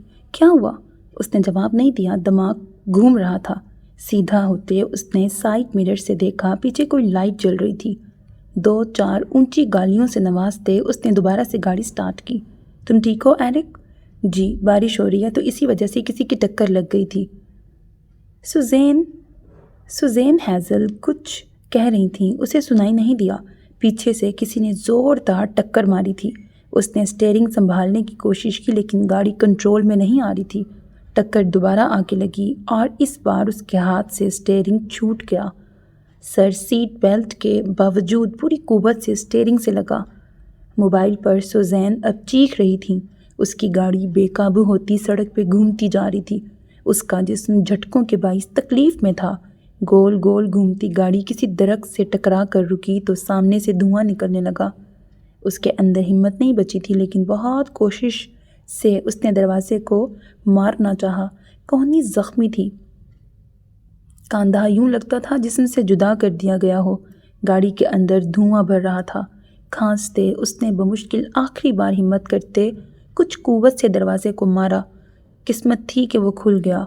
ایرک خود کو گھسیٹ کر بمشکل باہر نکلا۔ پاؤں سے جان نکل رہی تھی۔ اس کے اندر چلنے کی ہمت نہیں تھی۔ وہ وہیں زمین پر لیٹ گیا۔ اوپر تیز آواز کے ساتھ بادل گرج رہے تھے۔ اس نے گہرا سانس لیتے اٹھنا چاہا، لیکن جسم مردہ ہو رہا تھا۔ اس کے ماتھے سے خون نکل رہا تھا، سر گھوم رہا تھا۔ اس نے کسی کو بلانا چاہا، کوئی انسان جو یہاں ہوتا، لیکن علاقہ سنسان تھا۔ یہاں کسی کی موجودگی تقریباً ناممکن تھی۔ اسے ٹکر مارنے والا ڈمپر وہاں سے جا چکا تھا۔ کیا وہ یوں مر جائے گا؟ اس نے ہمت سے بہت کوشش سے خود کو گھسیٹا۔ گاڑی گول گول گھومتی سڑک سے سرک کر نیچے گری تھی۔ وہاں آبادی نہیں تھی۔ ٹانگیں زخمی تھیں، اس کی ہمت ختم ہو گئی۔ جان جسم سے بہت آہستہ سے نکل رہی تھی۔ گلے میں ابھرتی گلٹی سے اس نے کسی کو بلانا چاہا، کوئی انسان یا خدا۔ انسان وہاں نہیں تھے، اور خدا؟ وہ کس خدا کو بلائے؟ وہ کس خدا کو مانتا تھا؟ 25 سال، ان سالوں میں اس نے کس خدا کی عبادت کی تھی؟ اس نے مشکل میں کس خدا کو پکارا تھا؟ خوشی میں کس خدا کا شکر ادا کیا تھا؟ وہ جب مر رہا تھا تو کس خدا سے زندگی مانگتا؟ وہ جب مر رہا تھا تو کس خدا سے آسان موت مانگتا؟ اس انجان سڑک سے دور تباہ حال گاڑی کے ساتھ بڑے اسے احساس ہوا اس کے پاس کوئی خدا نہیں تھا۔ اس نے زندگی کے 25 سال صرف دنیا کے لیے ضائع کیے تھے۔ خسارے کا سودا، گھاٹے کا کاروبار، ملا تو خاک۔ بند ہوتی آنکھوں اور پٹتے ذہن سے اس نے یاد کرنا چاہا کہ اس کے پاس کتنے لوگ تھے۔ ڈیڈ، موم، معطر، 3۔ اس کے ماں باپ کو علم ہو جاتا، لیکن معطر؟ کیا وہ جان پاتی جس لڑکے کے ساتھ وہ ایلنگٹن کی سڑکوں پہ چلا کرتی تھی وہ یوں انجان سڑک پہ مر رہا تھا؟ وہ جان پاتی کہ جس سے وہ نفرت کرتی تھی وہ زندہ ہی نہیں رہا تھا؟ اس کا دماغ پھٹنے لگا، حلق درد کر رہا تھا۔ گہرا سانس لیتے اس نے آسمان کو دیکھا۔ چند ماہ پہلے ٹرسٹ کے صحن میں اسی طرح لیٹا کوئی وجود یاد آیا۔ اس کے پاس بیٹھی کوئی لڑکی یاد آئی۔ آخری سانسیں بھرتا سنان۔ اسے یاد آیا وہ آخری وقت میں کچھ کہہ رہا تھا۔ اس کے پاس یہاں کوئی نہیں تھا جس سے کچھ کہتا۔ اسے یاد آیا سنان کی زبان سے آخر میں الفاظ نہیں نکل رہے تھے۔ تو کیا ہر موت کے قریب شخص کی زبان ہلنے سے انکار کر دیتی ہے؟ بند ہوتی آنکھوں سے اسے یاد آیا سنان نے آخری بار ایک لفظ کہا تھا، اللہ۔ اس کی آنکھیں بند ہونے لگیں، کانپتے ہونٹ جدا ہوئے، نظر آسمان پر گئی، ہونٹ ہلکے سے ہلے، کوئی نام نکلا، کوئی ایک لفظ جو اس نے کہا تھا، اللہ۔ وہ آخری لفظ تھا جو اس کے ہونٹوں سے نکلا تھا، اور پھر آنکھیں بند ہو گئیں، دماغ ساکت ہو گیا، جسم خالی۔ سو میرے عزیز listeners, this was the end of this episode. امید کرتی ہوں ناول آپ کو بہت پسند آ رہا ہوگا۔ چینل کو سبسکرائب کرنا، ویڈیو کو لائک کرنا اور کمنٹ سیکشن میں اپنی رائے کا اظہار کرنا ہرگز نہ بھولیے گا، because that's how you can encourage me and that's the only kind of support and encouragement which I want from all of you. Allah Hafiz.